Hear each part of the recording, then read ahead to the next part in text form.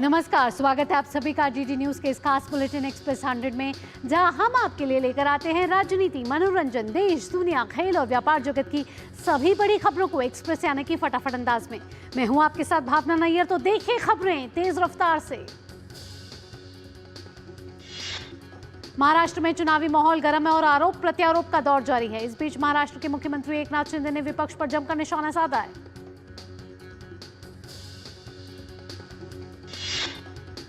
मुख्यमंत्री ने मल्लिकार्जुन खड़गे के बजट के आधार पर गारंटी की घोषणा वाले बयान के जवाब में कहा कि कांग्रेस देना नहीं बस लेना जानती है। साथ ही उद्धव गुट के सांसद अरविंद सावंत के शायना एनसी पर विवादास्पद बयान को लेकर मुख्यमंत्री ने कहा कि एक बहन के बारे में ऐसी बात करना दुर्भाग्यपूर्ण है, इसकी जितनी निंदा की जाए कम है। महाराष्ट्र में बारामती में पहली बार पवार खानदान अलग अलग दिवाली पड़वा मना रहे हैं। शरद पवार की दिवाली वर्षों से बारामती और पवार परिवार के समर्थकों के लिए आकर्षण का केंद्र मानी जाती रही है। एनसीपी एसपी प्रमुख शरद पवार, उनकी पत्नी प्रतिभा, बेटी सुप्रिया सुले और पोते रोहित पवार परिवार के अन्य सदस्यों के साथ बारामती शहर में बारामती मालेगांव रोड पर स्थित अपने गोविंद बाग निवास पर दिवाली पड़वा मना रहे हैं। दूसरी ओर उप मुख्यमंत्री और एनसीपी प्रमुख अजीत पवार अपनी मां, पत्नी और 2 बेटों के साथ दिवाली पड़वा को सहयोग सोसाइटी में अपने कटेवाड़ी निवास पर मना रहे हैं, जो शरद पवार के गोविंद बाग निवास से लगभग 10 किलोमीटर दूर है। झारखंड में भाजपा के चुनाव प्रभारी शिवराज सिंह चौहान ने कहा कि अगर भाजपा सरकार में आती है तो आने के साथ 2,87,000 खाली पदों को भरने का काम करेगी। झारखंड में विधानसभा चुनाव को लेकर राजनीतिक सरगर्मी तेज हो गई। अब स्टार प्रचारकों की धुआंधार रैली शुरू होने जा रही है। केंद्रीय गृह मंत्री अमित शाह आज देर शाम रांची पहुंचेंगे। रांची में अमित शाह प्रदेश कार्यालय में आयोजित 2 बैठकों में शामिल होंगे। पहली बैठक प्रदेश भाजपा के नेताओं की है। इसमें संगठन प्रभारी लक्ष्मीकांत वाजपेयी, चुनाव प्रभारी शिवराज सिंह चौहान और हेमंत बिस्व शर्मा भी शामिल होंगे और अब तक की चुनावी प्रक्रिया पर विमर्श करेंगे। इसके बाद अमित शाह सभी विधानसभा प्रभारियों के साथ बैठक करेंगे। इस बैठक में चुनाव प्रचार अभियान पर चर्चा की जाएगी। प्रदेश अध्यक्ष बाबूलाल मरांडी और तीनों प्रभारी भी इस अवसर पर उपस्थित रहेंगे। गृह मंत्री इन बैठकों के साथ ही विधानसभा चुनाव में जीत की रणनीति बनाने का काम करेंगे। रांची प्रवास के दौरान गृह मंत्री अमित शाह उन लोगों से भी मिल सकेंगे जिन्होंने भाजपा के अधिकृत प्रत्याशियों के खिलाफ नामांकन कराया था और बाद में वापस ले लिया। पार्टी के सांसदों की भी गृह मंत्री संग अहम बैठक होने की संभावना है। इसमें उनके क्षेत्र में चुनाव पर विमर्श किया जाएगा। अमित शाह कल रांची से सिमरिया, बरकट्ठा और घाटशिला जाएंगे। इन तीनों जगहों पर भाजपा प्रत्याशी के लिए अमित शाह वोट की अपील करते हुए जनसभा को संबोधित करेंगे। प्रधानमंत्री नरेंद्र मोदी 4 नवंबर को झारखंड आएंगे। वे चाईबासा और गढ़वा में चुनावी जनसभा को संबोधित करेंगे। उधर कांग्रेस के राष्ट्रीय अध्यक्ष मल्लिकार्जुन खड़गे का चुनावी कार्यक्रम 5 नवंबर को प्रस्तावित है। पार्टी के आला नेता राहुल गांधी दूसरे सप्ताह में झारखंड आ सकते हैं। प्रियंका गांधी सहित कई अन्य नेताओं को भी चुनाव प्रचार के लिए बुलाने की योजना तैयार हो रही है। झारखंड के मुख्यमंत्री हेमंत सोरेन की पत्नी कल्पना सोरेन इन दोनों चुनावी प्रचार में व्यस्त हैं। गांधी सीट से जेएमएम की उम्मीदवार कल्पना ने रांची से पार्टी की उम्मीदवार महुआ मांझी के समर्थन में प्रचार किया। मीडिया ने कल्पना से हेमंत सोरेन की उम्र को लेकर पैदा हुए विवाद पर सवाल पूछा तो जवाब मिला कि विरोधी इसे बेवजह का मुद्दा बना रहे हैं। मुख्यमंत्री हेमंत सोरेन ने बरहेट सीट से नामांकन पत्र दाखिल किया। हेमंत ने जो हलफनामा दाखिल किया उसके मुताबिक उनकी उम्र 5 साल के अंतराल में ही 7 साल बढ़ गई है। 2019 में हेमंत के नामांकन पत्र में उनकी उम्र 42 साल बताई गई थी, लेकिन इस साल नामांकन पत्र में उनकी उम्र 49 साल बताई गई है। झारखंड के 38 विधानसभा क्षेत्रों में होने वाले दूसरे चरण का चुनाव कल 528 प्रत्याशियों के बीच होगा। इस चरण के लिए 634 प्रत्याशियों ने नामांकन दाखिल किया है। स्क्रूटनी के बाद 560 उम्मीदवार बच गए थे। उल्लेखनीय है कि प्रथम चरण में कुल 638 प्रत्याशी मैदान में हैं। इस तरह दोनों फेज को मिलाकर 1211 प्रत्याशियों के भाग्य का फैसला राज्य के मतदाता तय करेंगे।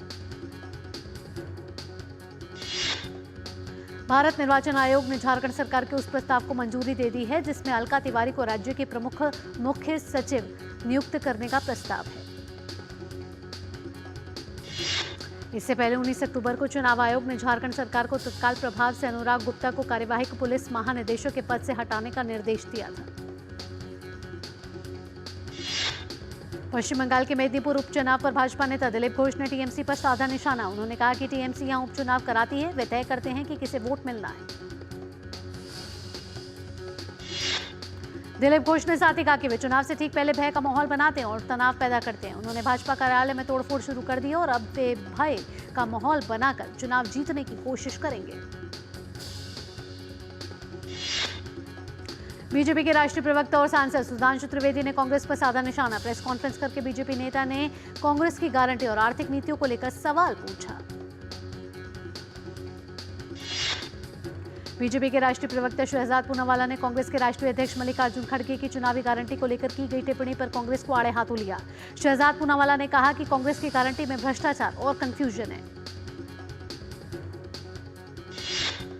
कर्नाटक में वक्फ विवाद ने हिंसक रूप ले लिया। कर्नाटक के विजयपुरा, कलबुर्गी, बीदर और शिवमोगा के किसानों ने आरोप लगाया कि वक्फ बोर्ड द्वारा उनकी जमीन खाली करने के लिए नोटिस जारी किए गए। इस बीच कर्नाटक के भारतीय जनता पार्टी के विधायक बसन गौड़ा पाटिल ने प्रधानमंत्री नरेंद्र मोदी को वक्फ से जुड़े मामले पर पत्र लिखकर वक्फ संपत्तियों का राष्ट्रीयकरण करने की मांग की है। बीजेपी ने इसके खिलाफ 4 नवंबर को पूरे कर्नाटक में विरोध प्रदर्शन का किया ऐलान। केंद्रीय मंत्री प्रहलाद जोशी ने कर्नाटक में वक्फ बोर्ड के मनमाने रवैये को लेकर कर्नाटक सरकार को घेरा। जम्मू कश्मीर के बांदीपुरा पनहार में कल शाम आतंकवादियों द्वारा गोलीबारी किए जाने के बाद घेराबंदी और तलाशी अभियान जारी है।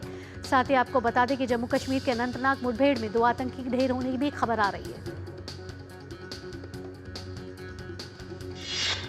जम्मू कश्मीर के बांदीपोरा के पनार में शुक्रवार देर शाम संदिग्ध गतिविधि देखी गई है। सेना द्वारा चुनौती दिए जाने पर आतंकवादियों ने अंधाधुंध गोलीबारी की और जंगल में भाग गए हैं, जिसके बाद से सेना का घेरेबंदी और सर्च ऑपरेशन जारी है। और इस बीच अनंतनाग मुठभेड़ में 2 आतंकी ढेर हुए और सुरक्षा बलों को मिली है बड़ी सफलता। भारत चीन सीमा पर सुधरते संबंधों के बीच भारतीय सेना ने पूर्वी लद्दाख के डेमचौक सेक्टर में गश्त शुरू कर दी है। यह कदम भारत और चीन के बीच वास्तविक नियंत्रण रेखा पर तनाव कम करने के उद्देश्य से हाल ही में हुए समझौते के बाद उठाया गया है। सेना के सूत्रों का कहना है कि देपसांग सेक्टर में भी जल्द ही गश्त शुरू होने की उम्मीद है। भारत और अमेरिका की सेनाओं के बीच संयुक्त सैन्य अभ्यास वज्र प्रहार का आज से होगा आगाज। वज्र प्रहार का ये 15वां संस्करण। वज्र प्रहार के 15वें संस्करण के लिए भारतीय सेना के टुकड़े शुक्रवार को अमेरिका के लिए हुई रवाना। 22 नवंबर तक चलने वाले इस अभ्यास में भारतीय सेना और अमेरिका सेना की स्पेशल फोर्सेस हिस्सा ले रही है। पश्चिम बंगाल के राजा बाजार में मां काली के विसर्जन जुलूस पर हमले को लेकर बीजेपी नेता शुभेंदु अधिकारी ने ममता सरकार और राज्य की कानून व्यवस्था पर सवाल उठाए हैं। शुभेंदु अधिकारी ने अपने सोशल मीडिया प्लेटफॉर्म एक्स पर घटना से जुड़ा वीडियो साझा करते हुए पुलिस कमिश्नर से सवाल पूछा है। उन्होंने कहा कि नारकेल डांगा पुलिस कार्रवाई करने और भक्तों की सुरक्षा करने में विफल रही। टीबी की लड़ाई में भारत को बड़ी सफलता हासिल हुई है। विश्व स्वास्थ्य संगठन ने अपनी वैश्विक टीबी रिपोर्ट में भारत द्वारा किए गए प्रयासों पर संतोष जताते हुए बाकी देशों को सीख लेने की सलाह दी है। WHO ने बताया कि टीबी कवरेज में भारत ने ऐतिहासिक छलांग लगाई है। ऐसी प्रगति अब तक कहीं नहीं देखी गई। 2023 में भारत में 27 लाख मामले मिले थे, जिसमें 25.1 लाख रोगियों का उपचार सफल रहा। राजस्थान के धार्मिक और ऐतिहासिक नगरी पुष्कर में पुष्कर मेले का रंगारंग आगाज हुआ है। 17 नवंबर तक जारी रहेगा मेला। हर साल दीपावली के बाद इस मेले को आयोजित किया जाता है और राजस्थान के विभिन्न रंगों से सुसज्जित ये उत्सव पूरे उत्साह और उमंग के साथ मनाया जाता है। पुष्कर मेला दुनिया के सबसे प्रसिद्ध और सबसे बड़े ऊंट मेलों में से एक है। ये पारंपरिक कार्निवल हजारों ऊंटों, घोड़ों और मवेशियों को एक साथ लाता है। पशुओं के व्यापार के अलावा उत्सव के मुख्य आकर्षण सांस्कृतिक प्रदर्शन, स्थानीय नृत्य, संगीत और सबसे लंबी मूंछ प्रतियोगिता और साथ ही कबड्डी प्रतियोगिता है। इसके अलावा इस अद्भुत उत्सव का धार्मिक महत्व भी है। मेले को मुख्य रूप से कार्तिक पूर्णिमा महोत्सव के रूप में मनाया जाता है, जो कि कार्तिक महीने के हिंदू चंद्रमाह के अनुसार पूर्णिमा के दिन होता है।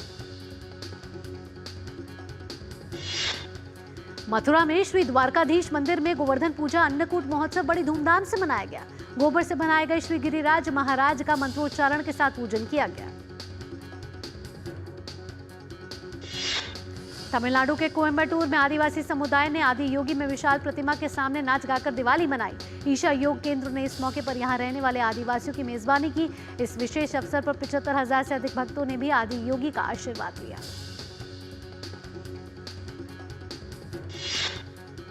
एक्सप्रेस 100 में वक्त हो चला एक छोटे से ब्रेक। अब ब्रेक के बाद भी रफ्तार भरी खबरों का सिलसिला यूं ही जारी रहेगा। आप देखते रहिए जीटी न्यूज। 605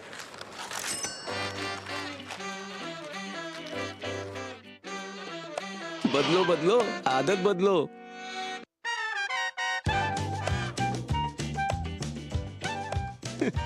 बदलो बदलो आदत बदलो। अब नजदीकी बैंक जाकर फटे पुराने नोट्स बदलिए। अगर बैंक मना करे तो आरबीआई के ओम्बुड्समैन से शिकायत करें।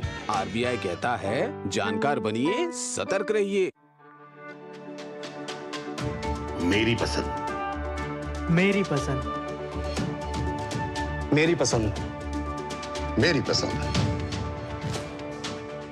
हमारी पसंद, हम सबकी पसंद। मजबूत देश का मजबूत सरिया हो गया स्टील। एक्सप्रेस 100 में एक बार फिर आपका स्वागत। रफ्तार भरी खबरों के सिलसिले को आगे बढ़ाते हैं। कोयला मंत्रालय ने अक्टूबर 2024 के दौरान कोयला उत्पादन में उल्लेखनीय वृद्धि की है, जो 84.45 मिलियन टन तक पहुंच गया है। सरकार ने अक्टूबर 2024 में जीएसटी से 1.87 लाख करोड़ रुपए जुटाए हैं। सालाना आधार पर इसमें 9% की बढ़ोतरी देखी गई है। अक्टूबर में यूपीआई के जरिए 1,658 करोड़ ट्रांजैक्शन हुए। पिछले साल अक्टूबर के मुकाबले ट्रांजैक्शन की संख्या में 45% की बढ़ोतरी दर्ज की गई। भारत के इलेक्ट्रॉनिक्स और आईटी मंत्रालय की ओर से digital India common service centre project launch किया गया है। इसका उद्देश्य ग्रामीण भारत में डिजिटल डिवाइड को कम करना है। DICSC प्रोजेक्ट की शुरुआत उत्तर प्रदेश के पीलीभीत और गोरखपुर से होगी। इसके तहत 10 जिलों के सभी ग्राम पंचायतों में एक मॉडल DICSC सेंटर स्थापित किया जाएगा। DICSC केंद्र आधार पंजीकरण, बैंकिंग, वित्तीय नियोजन, टेलीलॉ, टेलीमेडिसिन, शिक्षा और ई-कॉमर्स सपोर्ट सहित कई तरह की सेवाएं प्रदान करेंगे।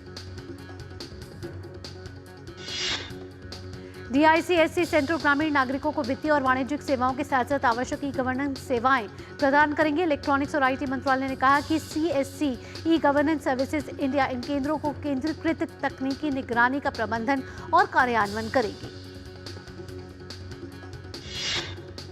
भारत सरकार ने कहा है कि देश में मुख्य खनिजों के उत्पादन में चालू वित्त वर्ष की पहली छमाही में मजबूत वृद्धि दर्ज की गई है। इसमें लौह अयस्क की हिस्सेदारी सबसे अधिक।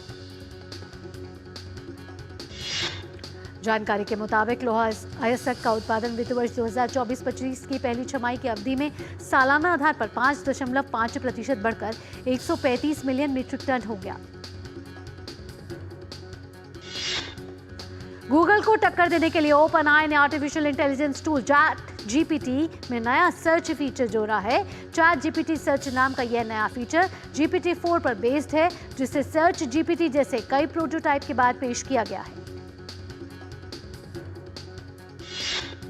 आईफोन बनाने वाली कंपनी एप्पल ने भारत में अभी तक का रिकॉर्ड राजस्व दर्ज किया है। जुलाई-सितंबर 2024 में देश में आईपैड की बिक्री में दोहरे अंकों की वृद्धि दर्ज की गई है। ओला इलेक्ट्रिक की बिक्री में अक्टूबर महीने के दौरान करीब 74% का उछाल देखा गया। विक्रम संवत 2080 सोने और चांदी के लिए अब तक का सबसे बेहतरीन साल साबित हुआ है, जिसमें दोनों धातुओं ने क्रमशः 32% और 39% का रिटर्न दिया। वाहन विनिर्माता मारुति सुजुकी इंडिया ने अक्टूबर में 2,06,434 यूनिट्स की बिक्री के साथ अब तक की सर्वाधिक मासिक बिक्री दर्ज की है। बॉम्बे स्टॉक एक्सचेंज के आंकड़ों के मुताबिक 2024 में अब तक कुल 127 कंपनियां पब्लिक के शेयर बाजार में लिस्ट हो चुकी है। सरकारी स्वामित्व वाले कैनरा बैंक की अगुवाई में ऋणदाताओं के एक संघ ने Mumbai metro one private limited में 1,226 करोड़ रुपए के फंसे हुए कर्जों को बेचने के लिए बाध्यकारी बोलियां आमंत्रित की है। स्पेन में बाढ़ से कम 205 लोगों की मौत की खबर है। न्यूज एजेंसी रॉयटर्स के मुताबिक बाढ़ का सबसे ज्यादा असर पूर्वी से स्पेन के वालेंसिया शहर पे पड़ा है।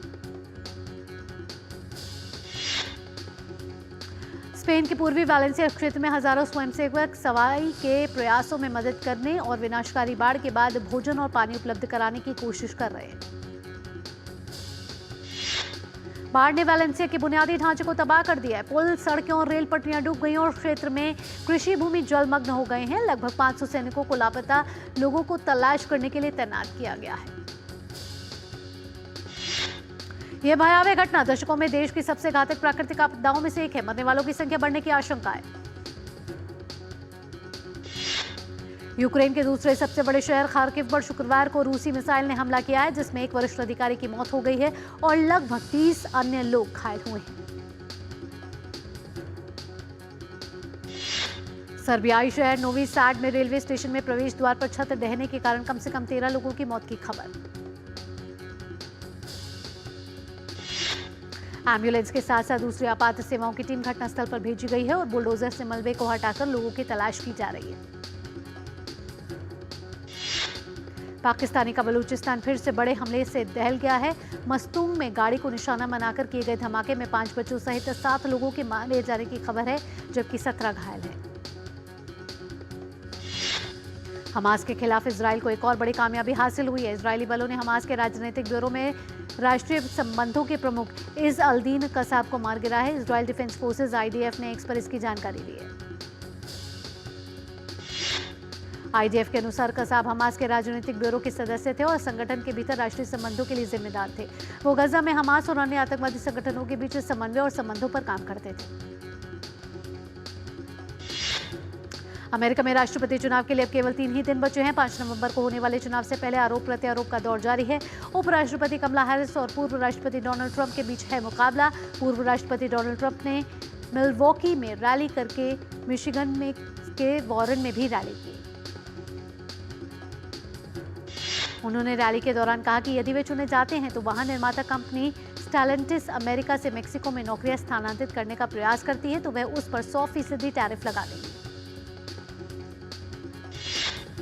डोनाल्ड ट्रंप ने यूनाइटेड ऑटो वर्कर्स यूनियन के अध्यक्ष रिपब्लिकन उम्मीदवार के मुख्य आलोचक श्रमिक नेता शॉन फेन को वॉरेन रैली में मूर्ख करार दिया। साथ ही रैली के दौरान उन्होंने पूर्व सांसद लिज चेनी पर भी हमला बोला। वहीं कमला हैरिस ने विस्कॉन्सिन में चुनावी रैली की।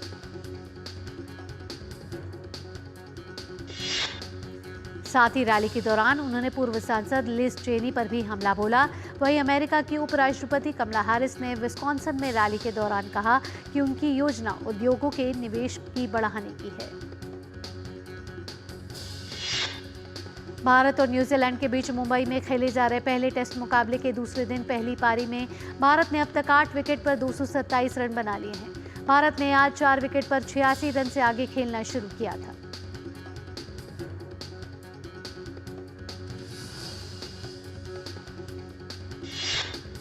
मैच में न्यूजीलैंड ने जीता था टॉस। पहले बल्लेबाजी करते हुए टीम भारतीय गेंदबाजों के आगे 235 रन पर हुई ढेर।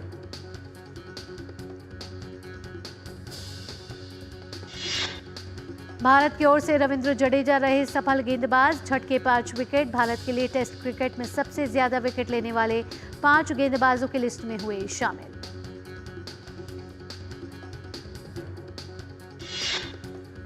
न्यूजीलैंड की ओर से विल यंग ने बनाए 71 रन, जड़ा 8वां अर्धशतक। कीवी पारी को संभालने में निभाई अहम भूमिका।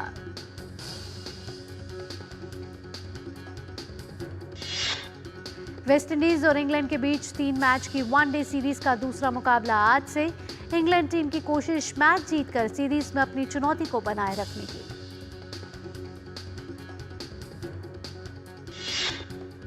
रुबेन एमोरिम बने मैनचेस्टर यूनाइटेड के कोच। एरिक टेन हैग को हाल ही में क्लब के कोच के पद से हटना पड़ा था।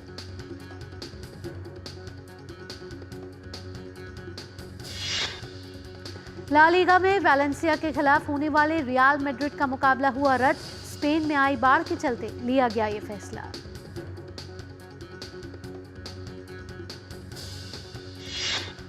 सऊदी प्रो लीग में अल इतिहाद ने अल अहली को दी 1-0 से मात। अल इतिहाद की ओर से साले अल शेशवी ने किया गोल।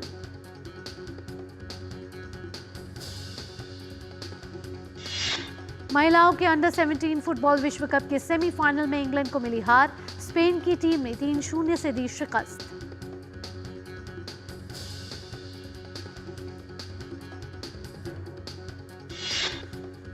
विश्व नंबर 2 स्पेन के कार्लोस अल्कराज पेरिस मास्टर्स से बाहर हो गए हैं। अल्कराज को प्रतियोगिता से बाहर का रास्ता दिखाया ह्यूगो हम्बर्ट ने।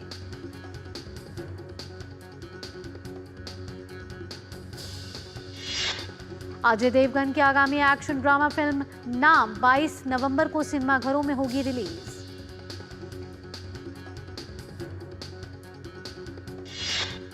अनुपम खेर की आगामी फिल्म विजय 69 का प्रीमियर 8 नवंबर को नेटफ्लिक्स पर होगा।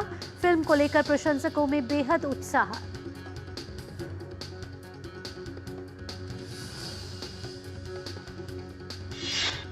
वरुण तेज की फिल्म मटका का ट्रेलर हुआ रिलीज। फिल्म को हिंदी, तमिल, तेलुगु, कन्नड़ और मलयालम में रिलीज किया जाएगा।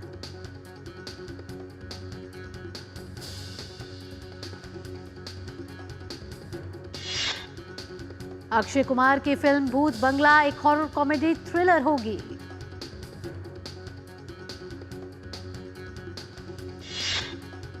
साउथ सुपरस्टार प्रभास की फिल्म राजा साहब अगले साल 10 अप्रैल को सिनेमाघरों में देगी दस्तक।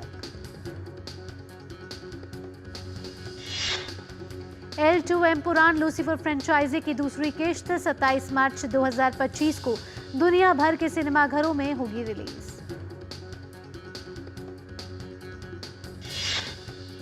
स्क्विड गेम 2 का बहुप्रतीक्षित ट्रेलर हो गया है रिलीज। 26 दिसंबर को नेटफ्लिक्स पर स्ट्रीमिंग के लिए तैयार।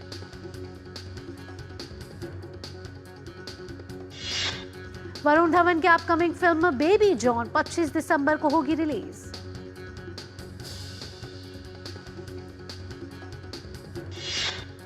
अमिताभ बच्चन और रजनीकांत की फिल्म वैटियन 8 नवंबर को प्राइम वीडियो पर देगी दस्तक।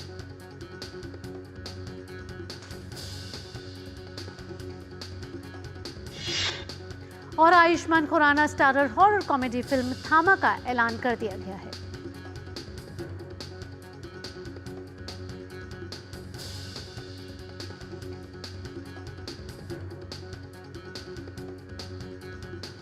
और खबरों की दुनिया से जुड़े रहने के लिए अब डीडी न्यूज की खबरें और updates YouTube, Facebook, Twitter, Instagram और हमारी वेबसाइट्स पर भी उपलब्ध हैं और आप इन्हें फॉलो और सब्सक्राइब कर सकते हैं। इसी के साथ एक्सप्रेस 100 में फिलहाल इतना ही। देश और दुनिया की बड़ी और अहम खबरों के लिए आप देखते रहिए डीडी न्यूज, क्योंकि डीडी न्यूज ही है भरोसा सच का। मुझे दीजिए इजाजत, नमस्कार।